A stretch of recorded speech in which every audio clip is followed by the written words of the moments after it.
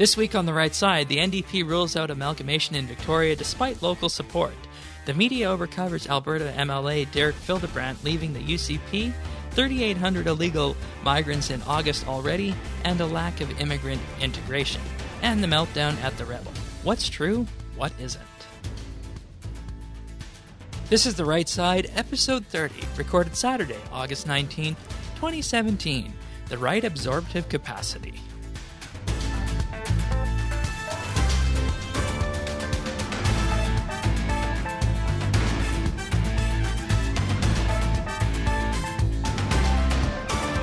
Hello, everybody, and thank you for joining us for another episode of The Right Side.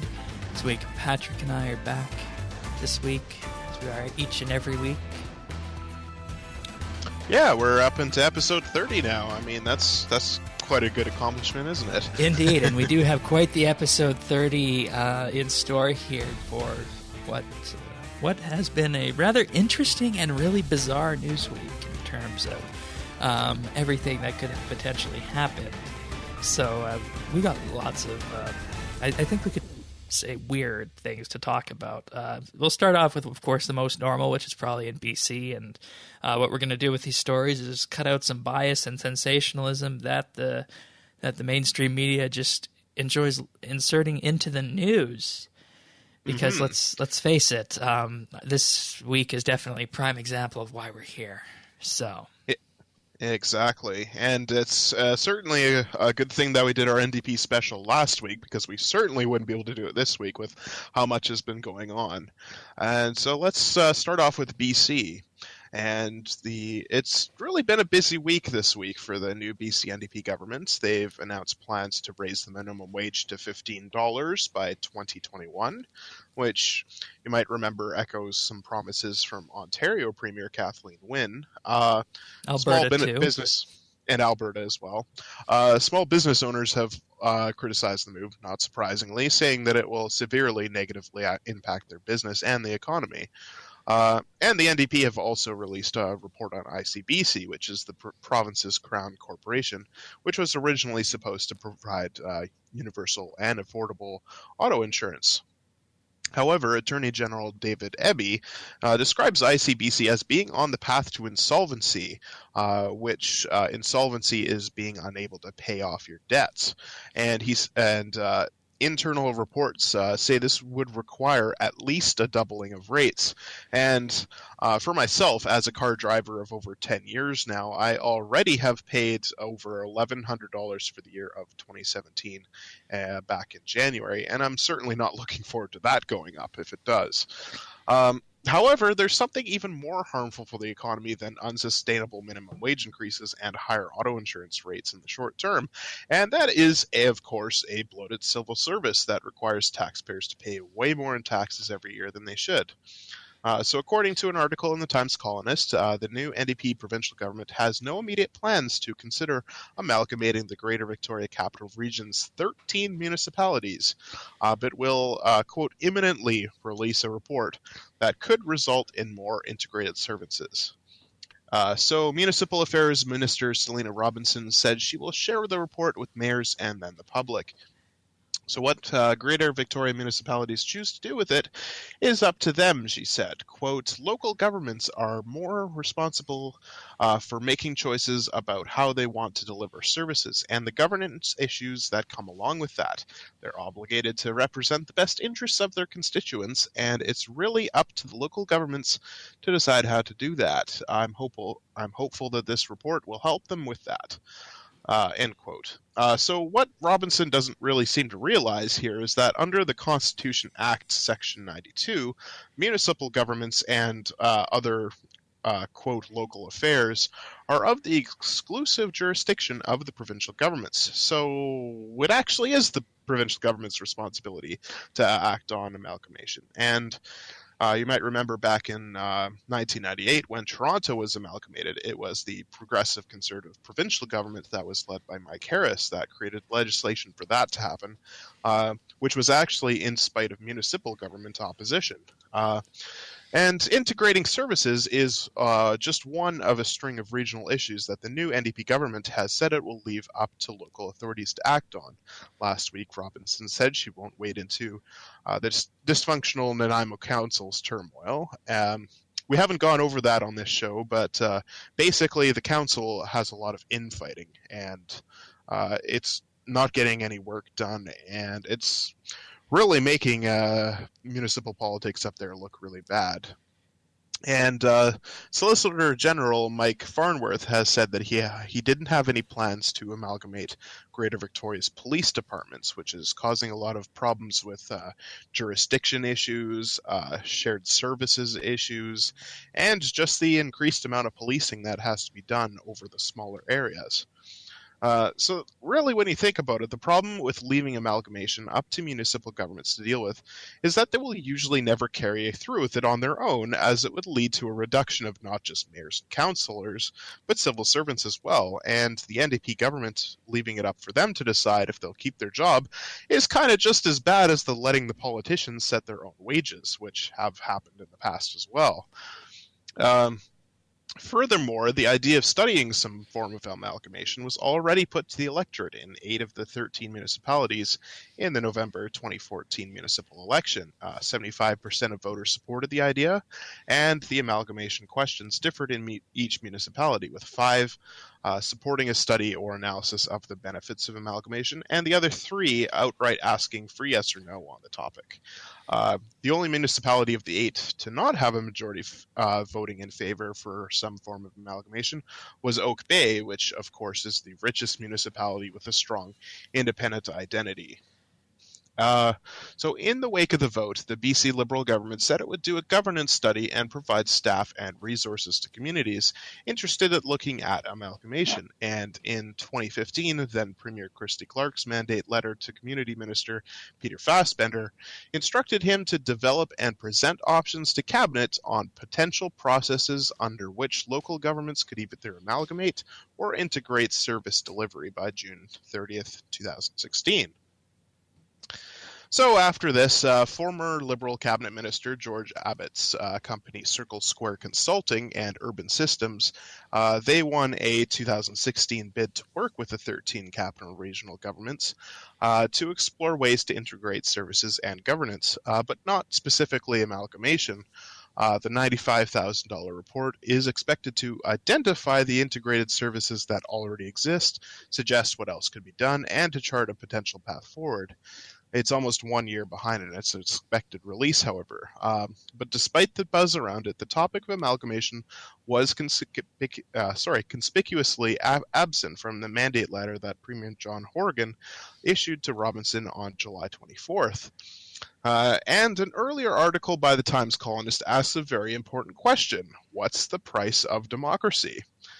So Greater Victoria property taxpayers paid just a total of just over $2 million in salary and expenses for the 91 part-time mayors and councillors in the region's 13 municipalities. The figure is more than double of the $826,000, which is paid for the 9-member council in Surrey, just over on the mainland, which, with a population of 403,000, is larger than Greater Victoria, which is a population of 367,000. The quote from former Victoria councillor Shelley Gudgeon, who is now the newly elected chair of Amalgamation Yes, says that, quote, if you were to compare the municipalities of the CRD and Surrey, you would see that they are far more efficient in the delivery of services. And she says that her concern with the organization is not necessarily with the 91 elected officials, but with the 13 separate bureaucracies that support them. She said that's where tens of millions of dollars are being wasted. Salaries of elected officials are just a drop in the bucket when it comes to municipal spending. And for example, the combined salaries of Greater Victoria's 13 top municipal managers alone in 2016 was more than $2 million. So, at the end of the day, with all of this money being wasted on unnecessary civil service, having 91 mayors and councillors, and with most of the municipalities polled on the issue in favor, the question remains, why is the NDP government stalling on this issue? That is indeed a very good question, because according to my geography, the vast majority of the NDP caucus and cabinet either comes from the island or the greater Vancouver area. And if they come from the island, this might be more of an issue towards them. But if there is just, it doesn't seem to be any mention of it all in the mandate letters, as you're saying, that definitely raises some eyebrows. Was it at all talked about in the previous election this year? No, it was not talked about whatsoever. A lot of the issues were either Vancouver-based or the province as a whole. The island wasn't really talked about that much, but with the Premier's seat being held in Langford, just to the west here, and with Andrew Weaver's seat being in Oak Bay, I would think it certainly should be of some concern to them, because this is their home turf, is Victoria, and with Green Party, the 3 seats coming in the Victoria or just north of Victoria region, and with most of the NDP strongholds being held here as well, I would think this is something that they'd want to have a look at. And given that a lot of people are in favor of this, there should be at least some ball that's rolling on this issue. And the fact that they've cut it off completely, it raises some eyebrows, I think. Oh yeah, most definitely. And I mean, like you said here in this second last bullet point, the 13 top municipal managers alone, their salaries were worth more than $2 million. Now, when you start adding all these up and you start thinking about amalgamation, that's some serious money to be saved that could be spent on other projects at the municipal level. And I know here, from the Edmonton perspective, the city government is always looking for extra money that they can spend on their projects. So I'm sure, I mean, a little bit of housekeeping and tidying of this to save money would go a long way in the future. But it's like you said, it's very interesting that the NDP is not looking at this. Mm-hmm. And just think, there's 91 elected officials in the Greater Victoria region for just 367,000 people, when normally you'd only have a 9-member council for that same amount. Yeah, and the fact that it's 10 times as much is just crazy. That's roughly 4,000 people for each elected member. Yeah. Now, the article did mention that most of those councillors are part-time.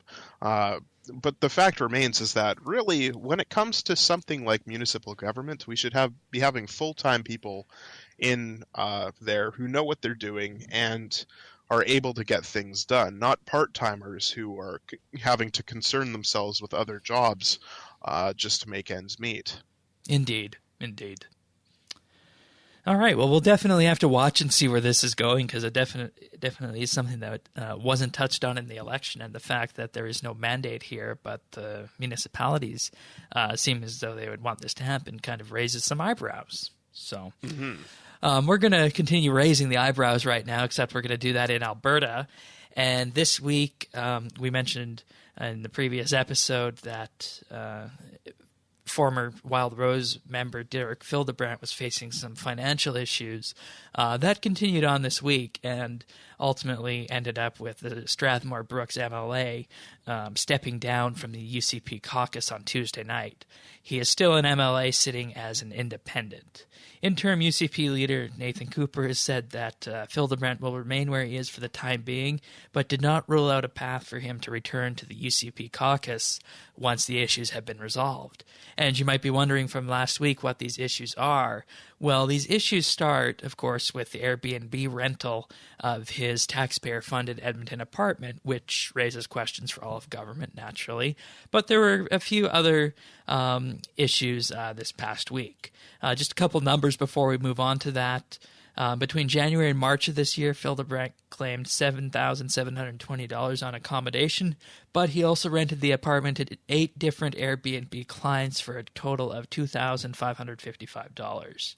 And once this came out, he did pay back the money to the provincial treasury, where it will go towards paying down the provincial debt. But this past Monday, it was also revealed that Derek Fildebrandt claimed erroneously for restaurant expenses and a daily meal allowance 5 times over the last 2.5 years. The total price for these double I guess we could say double-dipping meal expenses was $192.60. $192.60 over 2.5 years for 5 meal expenses. Which is not very much at all. Exactly, compared to the multiple thousands of dollars we had during the Allison Redford expense scandals or various other expense issues at the federal level. But anyways, the story continues throughout the entire week, and specifically on Tuesday, with the revelation that Fildebrandt will also be appearing in court next month on a traffic violation. He failed to report an accident that allegedly occurred in Edmonton. They note that the matter is not criminal and it falls under the Alberta Traffic Safety Act. So it was a combination of the Airbnb, the double-dipping meal expenses, and this failed to report accident that resulted in his removal from the UCP caucus. The story dominated the provincial news cycle in Alberta for most of the week until the media and the NDP government focused on our firing line segment, which you'll hear about in just a little bit. The question that should ultimately be asked is, were the stories that were of higher precedence glossed over to cover what amounted to a debt of $192.60? So as we mentioned last week, the Airbnb rental for the Edmonton apartment raises, serious ethical issues for the government as a whole, because there are other government members who are doing it. And a traffic violation is a huge matter for an elected official. But one must ultimately ask themselves what the actual reasoning for this story was to dominate most of the provincial news cycle this week. The United Conservative Party is less than a month old, and a leadership race is underway. And when this race was getting going, there was some speculation that Derek Fildebrandt would run. He set up a PAC, a political action committee, to organize and raise money ahead of a potential leadership bid to focus on the libertarian side of the United Conservative Party. It's been reported that he would have had federal support from Maxime Bernier, who came in second in this year's federal Conservative leadership race. So when you put all this together, the timing is a little bit odd for this to come out in the middle of a leadership race. It's widely expected that this info that was released this week on Fildebrandt was sitting for a while and was waiting to be revealed at the right time. All in all, it seems a little bit too convenient to appear within the midst of a leadership race, but the NDP and mainstream media had zero issues covering it, even though it was $192, which, as you said, really isn't much in the whole grand scheme of things now, is it? Yeah, when you consider how much was being spent on municipal officials here, I mean, exactly. $2 million in just 1 year, That's right. That's a lot more than not even $200. Yeah. So there's more to this, as I mentioned, specifically relating to the housing allowances. It's been revealed that 31 of the 63 MLAs allowed to claim housing expenses, those who live outside of Edmonton, claimed the max of $1,930 per month. That's 31 MLAs claiming $1,930 a month, the maximum for housing. What was more shocking is that it didn't even make the TV news cycle, and it was near the end of the Edmonton Journal piece, which you can find in our show notes on the matter here. And what is really mind-boggling is that the NDP was involved in this as well. At least 2 NDP MLAs from Edmonton and 2 from Calgary have been claiming expenses for housing. The 2 from Calgary are Calgary Shaw MLA Graham Suka and Calgary Curry MLA Brian Malkinson. The 2 from Edmonton each share a home and claim $17,000 per year in living expenses. It is not just these 4 MLAs, but there are others such as Shay Anderson, who also live about 30 minutes away from Edmonton, that are claiming these housing expenses. So this is ultimately a widespread problem with the way housing expenses are handled in the provincial government when you have individuals from all parties taking part in this. So before we wrap up on this story, we'll talk about the good that has actually come from this, aside from the biased coverage from the mainstream media. So the United Conservative Party is undertaking an internal audit for expenses after this, and it's been revealed that many in the UCP caucus have made errors in their expense claims, but the total for the entire UCP caucus was only $557.30. The most egregious were Don McIntyre at $180 and Dave Rodney at $154. The other 7 each had irregularities of under $100. So while Derek while the Derek Fildebrandt case is unfortunate and highly hypocritical of the mainstream media to be covering it, the rest of the United Conservative Caucus is undergoing an expense audit and taking steps to ensure that expenses will be reported and expensed properly in the future. So as you can see here, the whole story is kind of shaping up as that Derek Fildebrandt took the fall for what was going on in the entire party regarding the expense issues, and for the entire provincial MLAs who are claiming housing. So there's lots of questions that are going to be asked when the Parliament resumes this fall. Yeah, it's kind of interesting that Fildebrandt is the only one to take the fall on this one, because he was kind of seen, at least from my perspective outside of Alberta, as kind of a star candidate for the UCP, because he had, ties to Maxime Bernier, and we saw him quite a bit in the Conservative leadership race that just happened a couple months ago, and he had quite a high profile, really, and the fact that he was considering running for leader in the upcoming leadership election is quite a big deal. And the fact that this all came out all at once and forcing him to resign from the UCP caucus, it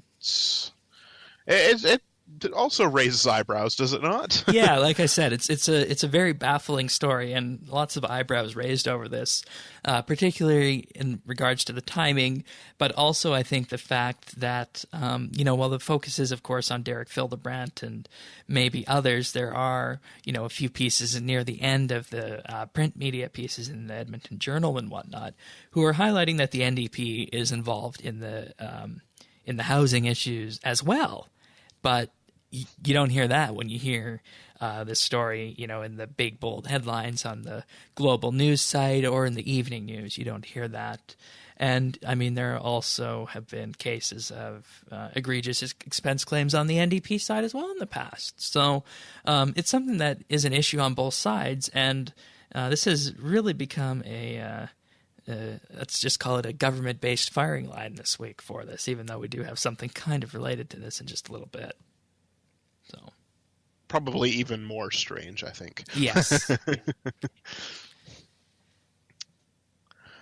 All right. Well, I think with that, we're going to head on to our Canada piece. And, we're going to be looking back on an issue that I think we've developed probably since the beginning of this podcast. And I think when it comes to the issue of immigration and the migrants that are literally walking over the Canada-USA border illegally, something certainly that we've talked about at length, and it's kind of hard to talk about it again without retreading, but there have been new numbers on that front, and a few articles have come out recently that highlight the very real problem that Canada is currently experiencing with its immigration.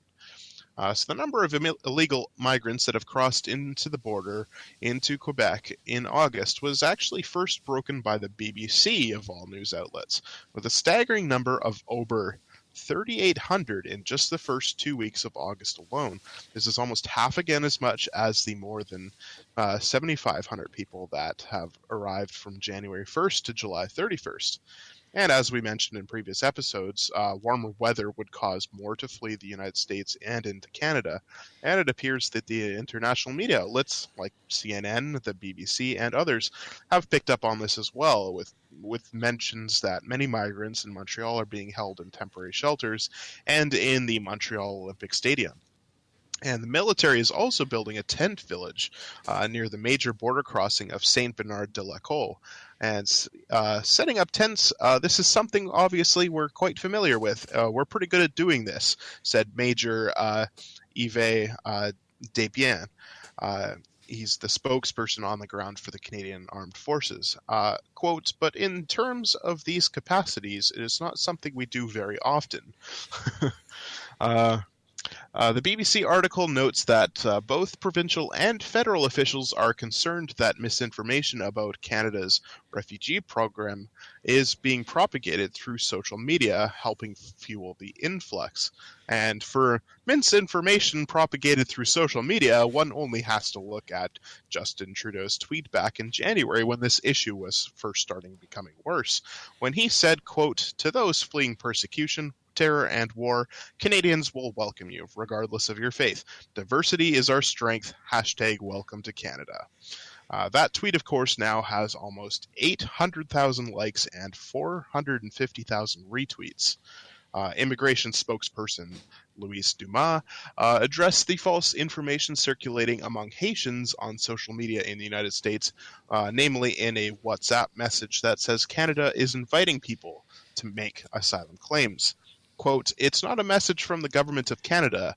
Strict processes are in place for all people claiming asylum, regardless of how they enter into Canada," he said. The RCMP notes that staggering numbers have entered the country in the recent summer months, but that there are currently no larger security concerns. Quote, "Our officers have to check the identification of each individual to ensure that they do not represent a danger or a threat to the Canadian population. We can assure you that the only law they've broken is entering the country illegally," RCMP spokesperson Claude Castonguay said. CBSA spokesperson Patrick Lafort said that the RCMP is transferring around 200 to 300 asylum claimants per day to the official border crossing at Saint-Bernard-de-la-Cour. Though that number can fluctuate daily, he said in recent days there have been around 1,000 to 1,200 asylum seekers at the Lacour crossing, waiting for their claims to be processed, while underscoring that Canada remains a opening and welcome country to all those seeking asylum. Lafort said crossing the border between entry points is illegal and that there are no free passes into the country. So, a majority of those arriving in the current wave are from Haiti and were living legally in the U.S. In May, U.S. President Donald Trump announced that the U.S. would end the program that extended temporary protection from deportation to the Haitian citizens after the devastating 2010 earthquake. However, later in May, the Trump administration reconsidered the decision and extended the deadline another 6 months to allow for better preparation. That protection is due to expire in January 2018, which is probably why a lot of them are coming over in the summer right now. I'm just going to interject here and say it's a little bit odd to hear the story coming from BBC, CNN, and then see that the RCMP and the Border Services are the ones putting their foot down. But in recent days, the federal government has been oddly quiet on this. Mm-hmm. Yeah, it's very interesting how a lot of this quotes from the articles are coming from the CBSA and from the RCMP, and there's a lot of provincial government talk about this, but there's really been not much on the federal government front. Marc Garneau recently announced another batch of immigration officers that are going to be heading to Quebec to help deal with the issue, but I mean, that again is not very much at this point because the amount of people that are just coming over the border has increased by almost 1,000% since this first started happening.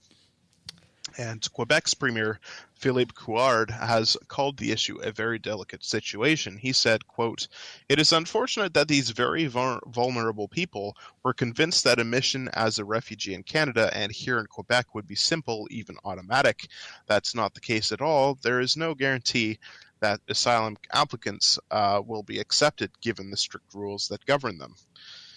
So it's kind of interesting how in July and August, the amount of illegal immigrants have come over the border have, sharply increased by quite a bit. And I think when we first talked about this back in February, I think it was, we noted that there would be a lot more people coming by in the summertime when the weather is nicer. Yep. And just the amount that has come in just the previous couple of months is quite a bit. And there's probably more coming at the end of coming into the end of August here. There were just around 700 in June, but that number went up to about 2,800 or 2,500, I think, in July, and it's now up to 3,800 just in the first 2 weeks. So we might see anywhere up to 7,000 just in the month of August. And that's quite a bit when you have to think about the size of a small town.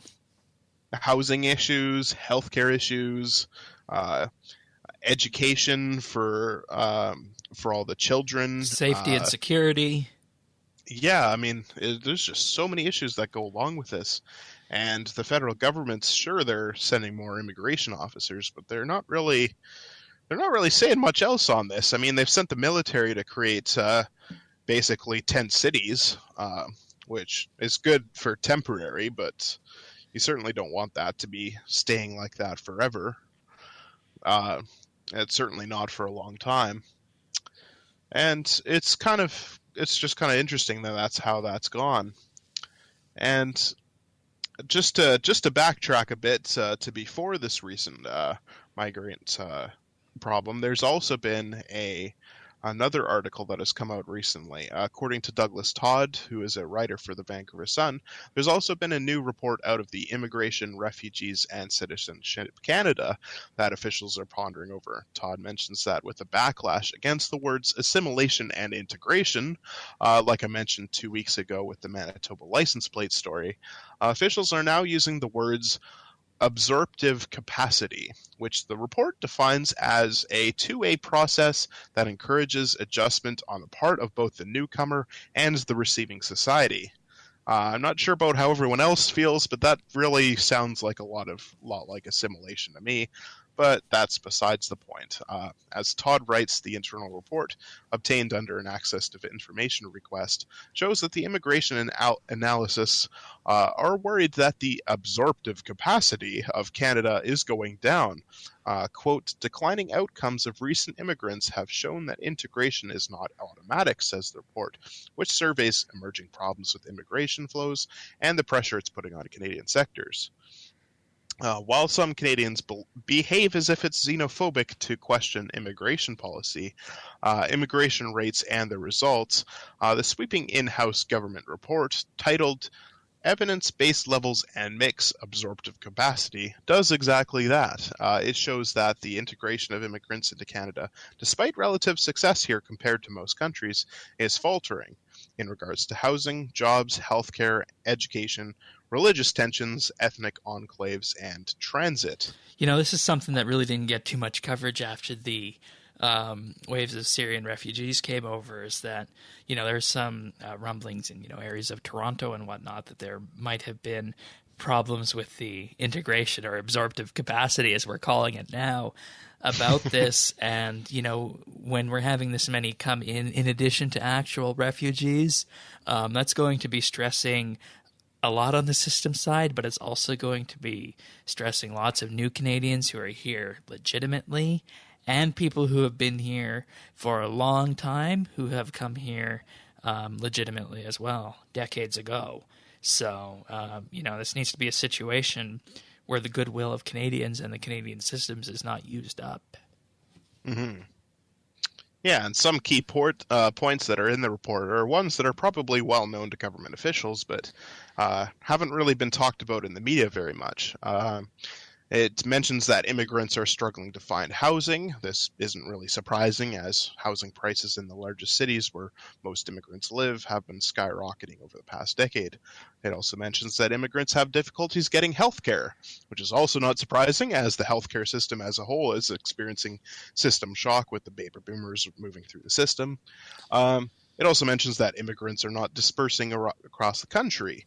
2/3 of immigrants live in either Toronto, Vancouver, or Montreal, which is the three largest cities in Canada. So the report says the, quote, absorptive capacity is only being tested in our largest cities. It also mentions that language gaps are expanding.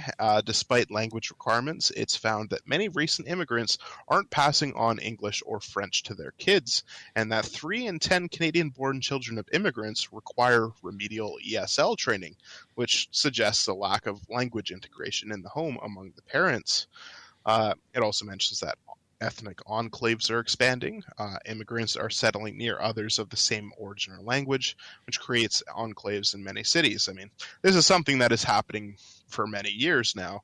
We have like Chinatowns, Little Italies, that sort of thing. It's been something that's been going on in major cities around the world for hundreds of years. But with the recent increase in immigrants, it's actually more pronounced now. And there's actually entire cities where it's mostly made up of visible minorities, such as Richmond with the Chinese population that's there, or in Surrey with the large East Indian population.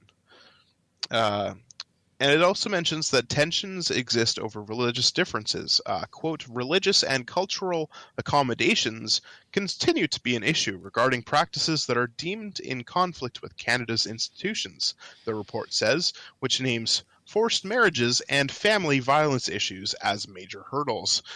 This is something that had been raised a lot in the previous election with the Conservatives, with the barbaric practices tip line that they were talking about.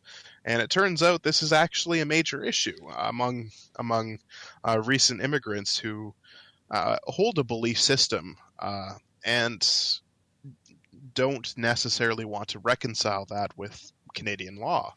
And of course, if we And, attempt to talk about this or deal with the problem, someone is end up going to be called racist somewhere along the way. yeah. It also mentions that despite trying to be frank about Canada's immigration difficulties, the report actually notes that the country is recognized as a world leader in creating an environment that enables newcomers to settle and become active, productive, and connected citizens. It notes that Canada is ranked third out of the 31 countries that welcome immigrants, and the Migration Integration Policy Index rates only Sweden and Portugal as doing better at absorbing newcomers. Despite Canada's strong ranking, the Immigration Department's report notes another disturbing finding which could have long-term repercussions. Second-generation visible minority immigrants compared to first-generation immigrants are more likely to perceive that they've been the subject to discrimination. Poll results suggest 43% of Canada's second-generation visible minority citizens are convinced they're being treated unfairly, may point to an expanding crack in the dream of cultural integration, which the report says. And that's something that isn't really talked about very much because there's always the expectation that it's going to be harder for the first generation immigrants to integrate in the country, and that it's up to the second generation that's born in Canada that are better able to understand the language, better able to understand the culture, grow up through the education system, and become better integrated into Canadian society. But as this report notes, it notes that with the language gaps expanding and the difficulties getting healthcare and housing, education, it's actually making it a lot more difficult. And it's saying that the second generation are believing themselves to be more discriminated by the system than previous times. And as for coming up with better policies, the report makes it clear that immigration officials are often in a fog about the overall effects of large-scale immigration on Canada, not to mention the impact of international students and temporary foreign workers. There is no, quote, comprehensive stock-taking on how Canadian institutions and cities are adapting to immigrants and other foreign nationals. The knowledge vacuum exists across housing, healthcare, the regional job market, transit, and more. The internal department report, what Todd writes, is in effect a muted cry for help, so those who make immigration policy can stop flying mostly in the dark. Well, I think we can all agree with that. That immigration policy should not be made flying in the dark. The question is, will any kind of policy like that, even based on recommendations, be debated in the House before the next election? And what would happen if one of these became an election issue in 2019? Like I said, someone will inevitably get called racist, and it'll be our job to pick it apart and see who's wrong in that case, I'm guessing. Yeah, well, I think when someone cries racism, I don't think there's any winners, really. That's true. That's true. I think once the arguments have devolved to that point, it means that there's no possible way that you can reconcile the two differences. And at that point, there's not much that can get done. And especially if it's coming into government, you've got the Liberals who, on one hand, seem very open to immigration, but they aren't really doing much on this the migrant issue. Then you've got the Conservatives who have been kind of silent about it recently, haven't they? But they've been trying to make it seem like they're very multicultural, but they're also trying to play both sides of the field on this issue. It almost seems, and The NDP, of course, have noted quite a bit of the illegal migrants, but they're also very welcoming of immigrants as well. So we're going to have to see how this turns out if more people end up coming into August. But it's going to be a huge issue, I think, when Parliament reconvenes in September. Most definitely. Unless, of course, this report and the idea to do this report just gets swept away and we continue as though nothing has been happening over the summer, even though, quite frankly, it has. Mm-hmm. Yeah, it wouldn't surprise me, of course, if the government just decided to go with the idea that nothing is wrong and everything is fine. Please look away. There's nothing to see here on this issue, because they have done it before and they'll probably do it again. But of course, that's not the case when the military is setting up tents and people are being housed in an Olympic stadium. Mm-hmm. And especially not when you got people like you and I here, which will always put light on this issue. All right, well, we're going to move on to firing line, and this is where the right side gets really bizarre this week. So the headline reads as follows: Ezra Levant's damage control, not enough for UCP leadership hopeful taking on the rebel. So, of course, this is referring to the rebel, Ezra Levant, the United Conservative Party leadership race, in coverage with the horrible events that happened last week in Virginia. So we've already talked about the expense issues of Derek Fildebrandt and what this has led to in the party and the government as a whole. But there's another story this week that the media, in general, all of them, had a field day covering. UCP leadership candidate Doug Schweitzer earlier this week called on other leadership candidates to denounce the Rebel, which is the right-of-center media outlet run by Ezra Levant. The Rebel was, of course, started after Sun News folded a number of years ago and has been largely successful as a private company. Last Saturday, the Rebel had a reporter at the Charlottesville, Virginia protests. Doug Schweitzer then issued a tweet calling the coverage absolutely wrong, quote, tagging both Jason Kenney and Brian Jean, saying that, quote, you can't give them a pass. Schweitzer then accused the Rebel of defending Nazis in its coverage.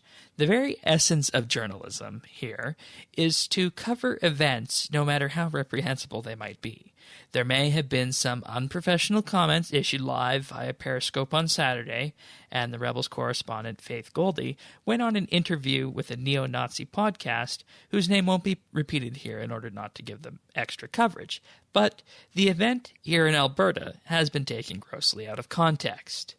This week, both Brian Jean and Jason Kenney did end up denouncing the Rebel and clarifying that they haven't given interviews or supported the Rebel in what has been quite some time, several months. Brian Jean echoed Doug Schweitzer shortly after his initial tweet, just over an hour after to be precise. Jason Kenney criticized the violence a few hours after it happened via Twitter and explained his relationship with the Rebel by midweek. This should have ultimately ended the story, but it kept getting weirder as the week progressed. NDP House Leader Brian Mason held a news conference to denounce the Rebel and took swipes at both UCP leadership candidates. Brian Mason associated that Brian Jean and Jason Kenney both had, quote, associations with the Rebel, but he did not provide any actual evidence towards what these associations may be. Let us recall previously that Jason Kenney was immigration minister in the Harper government and brought a record number of visible minorities and minorities in general to Canada over his tenure as immigration minister. It's pretty hard to believe that someone who advocated for wide immigration to Canada, bringing in a merit-based immigration system and overall increasing immigration numbers, could be branded as a racist or white supremacist by association, as Brian Mason was inferring. Well, this should have ultimately been the end of the story. Without the Brian Mason news conference, the story just kept progressing and becoming substantially more weird over the entire week.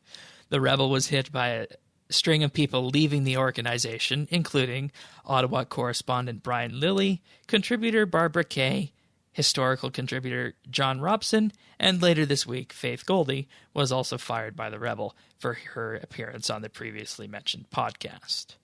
For what it's worth, Ezra Levant issued a public memo condemning the racism in Charlottesville and the alt-right earlier this week. The media covered this with their usual vigor, as they don't seem to like what the rebel does or has done in the past, at least here in Alberta. And it was also linked with the ongoing UCP leadership candidates, except Doug Schweitzer. The story continued throughout the week with the revelation that Ezra was being blackmailed by some young men who were previously part of his UK team. They alleged that the finances of the rebel in Canada aren't what they appear to be, and the rebel is pocketing money from its fundraising campaigns. Ezra says that this is not the case. It's ultimately not clear right now who is correct in their assessment, Ezra here in Canada or his former UK team. What's truly bizarre, though, is that this has resulted in media pieces from Canada's media chronicling the debacle with a continued focus on conservative politicians here in Canada. Of course, at the federal level, Andrew Scheer, for example, and here in Alberta, both Jason Kenney and Brian Jean. To name a few headlines from this week, we have this one from Global. A fight over a 4-bedroom house, the rebel media meltdown, and the full recording at the center of the controversy. From the CBC, Ezra Levant's damage control, not enough for UCP leadership hopeful taking on the rebel. From the Globe and Mail. Now this is a truly bizarre headline. Vice co-founder Gavin McInnes' path to the far-right frontier. Of course, Gavin McInnes is one of the other commentators at the rebel. And finally, National Post this weekend put out an 11,000-plus word piece on the rebel entitled Inside Rebel Media, How Ezra Levant Built an Extreme Media Juggernaut, Became a Major Player in the Far-Right Movement, and Watched It All Begin to Unravel. So while the future of the rebel remains uncertain, what is certain here is that the media has had a field day with the rebel, the UCP leadership race, and the excessive coverage that this provided them this past week. All those headlines sound like they're coming from your grocery store tabloids, don't they? Indeed, they do. Oh my goodness, it's like I think we've both been following this story pretty well over the past week, and it's just been crazy how each and every day there's been something weirder and weirder about it going on, and you start to wonder what on earth is true. And it's really tough to sift through all the news articles and all of the different opinions and the crazy headlines and the different accounts from both Ezra and the other people tied to the case, and it's getting difficult for even you and I to figure out what's true. I'm not even sure what's true with the rebel anymore. But the core point to be made here is that this all started with Doug Schweitzer trying to get Jason Kenney and Brian Jean to denounce, which, I mean, they did. But even after they did, the NDP continued with it. The media continued with it. And, in some ways, this has just been this week the gift that's been kept giving for the media here. Mm-hmm. And it seems like with the rebel imploding, where does that leave? Where does that leave conservatives for right-wing news choices? I mean, exactly. One would think that the National Post is usually further to the right than the other mainstream. But an 11,000-word piece. Yeah, I know, and they've been talking about how it's an extreme media juggernaut. I mean, the rebel isn't that well known. I wouldn't call it a juggernaut by any stretch of the means. I mean, sure, it's successful as a YouTube-based news company and how it has its own site and lots of contributors, but I wouldn't call it like on the extreme politics edge of it. I mean, it's certainly not it's certainly not as far right on the spectrum as a lot of the kinds that you would see in the United States, and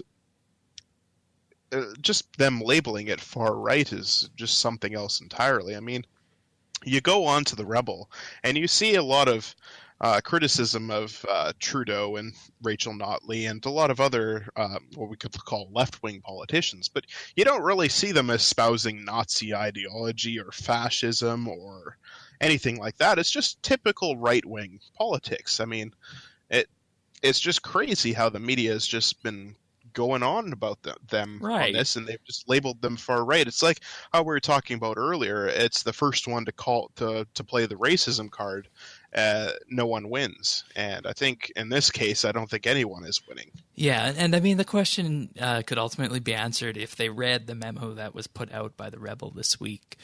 They would see that the Rebel did ultimately denounce what happened in Charlottesville and dealt with their employees who were involved with that in an appropriate way.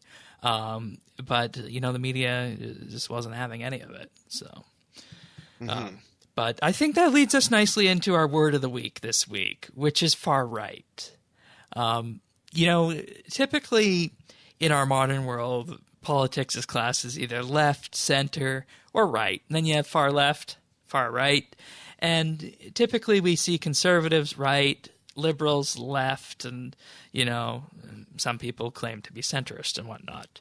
And the far right is really a improperly defined term, because in our production of this show, we wanted to do that as word of the week, but there was no real cohesive definition on what far right actually is. So to do this and to get a proper look at this, we have to go back to the time after the French Revolution, in which the French governing body was set up. And inside the French governing body, and even still today in Europe to a large degree, those who do not want change sit on the right side of the house. Those who want change sit on the left side of the house. And that's where the whole political idea of left and right came from, is that leftists were for change and they wanted to change the system, whereas those on the right wanted to conserve what we have. So as we can see over time, right and far right has been co-opted to, almost like you said, become a term just like coining someone as a racist, because there is no real definition of what far right is today. Granted, you can call some folks like white supremacists and Nazis and the alt-right as being really far right and that they have hateful views and whatnot, but at the same time, it's not really a term in terms of traditional political discourse. Mm-hmm. And I think a lot of people are being labeled as being far right, even though they aren't. They're probably just the regular right wing. But I think using far right is almost like the political version of calling the racist card, because in doing so, it's basically using it as an insult. I mean, you look at the headlines we saw and how it's far right frontier, the far right movement, and extreme political views and whatnot. It's making it seem like being right wing is almost being demonized, and it's being described as being far right. And of course, when people think of far right, they usually think of Nazis, and they think, well, we fought against them in the war 70 years ago. We should make sure these people don't get into Canada, when in reality, there's a lot of people that are just being falsely described as being far right. Exactly. And the media just jumps on this every single time when something like this comes up. And I think it's something that's really topical this week is to note that white nationalism and white supremacy and neo-Nazism that's taking place in the United States, yeah, that's something that shouldn't happen, I think. And white supremacy, in a sense, is not something that you and I would certainly agree with espousing, because it's not something that in Canada, at least, we do not agree with. I mean, but calling someone far right when they really aren't, I think that's just exacerbating the issue. It's just making it worse, and it's not really solving anything. And I think that's what the problem is with the media, is that they're supposed to report the news, and they're not reporting the news. They're trying to insert their opinions in, and it's a perpetrated false narrative. Yeah, and that's exactly why we do this show, is we want to make sure that we cut out the spies, cut out the sensationalism, and just give you what the actual news is, and we'll tell you what we think about it, but we won't try and disguise our opinions as actual news. Exactly. And this is a very key point to also mention the name of our show, Right Side News. As it's been described before, it does not necessarily mean the political right or the far right. It is simply put the right side of the news to cut out that bias and sensationalism. Mm-hmm. So, Anyways, as in being correct or exactly. being true. I think that was word of the week number one. Uh-huh. So, anyways, that's pretty much our episode for this week. If you guys want more of this, rightsidenews.ca, rightsidenews.ca/iTunes to subscribe to the audio version. We're also on YouTube at rightsidenews.ca/YouTube and on Twitter and Facebook at rightsidecA. So with that being said, thank you for sharing your time with us, and we'll see you next week for another episode of The Right Side. And hopefully next week's news will be less weird, and hopefully there's no more protests, and we will all be able to live together happily. So with that, we will see you next week.